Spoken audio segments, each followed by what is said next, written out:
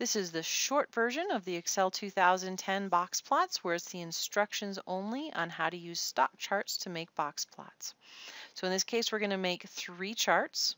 What's very important is that you set up the data in columns, so your 3 lists of data are set up. In this case, we're comparing 3 stores. I'm going to go ahead and delete out this section of it right here.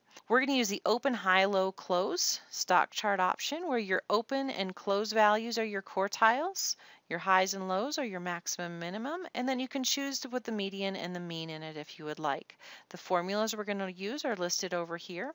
So we're going to go ahead equals quartile.exe, highlight the range. So in this case, we're going from C3 to C14. We want quartile 3.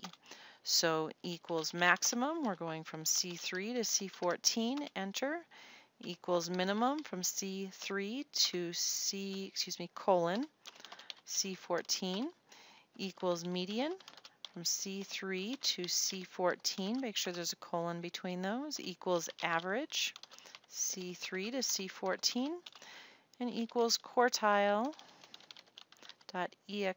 which is my preference, from C3 to C14, comma 1 to get the first quartile. To highlight those over, highlight your information, take the small little box in the corner and drop and drag it over. We're now ready to make it. Now it's very important that you highlight 4 columns of data to get the open, high, low, close stock chart to work. Once you create it, you can go ahead and adjust it out. So if you only had 1 column of data, make sure you highlight 4 or 3 blank lines behind it. So in this case, we have our titles, we have 3, I need a total of 4, so I'm going to highlight a blank one. We're going to do insert, we're going to do the open, high, low, close stock chart option. Does not look exactly like what we need to right now, but go ahead and switch row and column, starting to look better. We need to fix the data in here and to have what shows correctly. So we're going to do select data. And in this scenario, we're going to go ahead and say the data that we want, so the chart data range is going to go for 3 of them, which now if you look behind it, it corrected them. We have 1, 2, and 3 here, which we'd like titles, so do edit and highlight where your titles are sitting for your columns. In this case, we only want the median and the mean to show, so where quartile 3 is, click on quartile 3, edit, hit the space bar to change the series name. Go through and change the maximum to a space bar, the minimum to a space bar, and the quartile 1 to a space bar, so you only have median and mean. Click OK. If you'll notice on here, we have our stores, we have our median and our mean, and we just need to change the chart title now to go ahead and say monthly sales.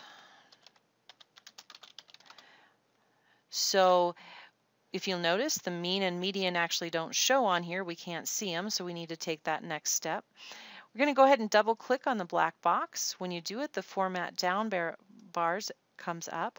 We're going to change it to a solid fill, but we're going to lighten the color. So we're going to make it a light gray. If you go to down bar options, you can see that the series median is one of them in the list. So you can tell on the graph where they are. We're going to click on marker, marker options, built-in, and make that a line. And I'm going to suggest we bump that up to a size of 10.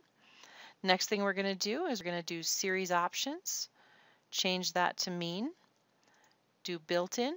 My suggestion is an asterisk. And now we have the box plot that shows all of the pieces that we need into it, and we can make our decisions from there. So cut and paste it as you need to.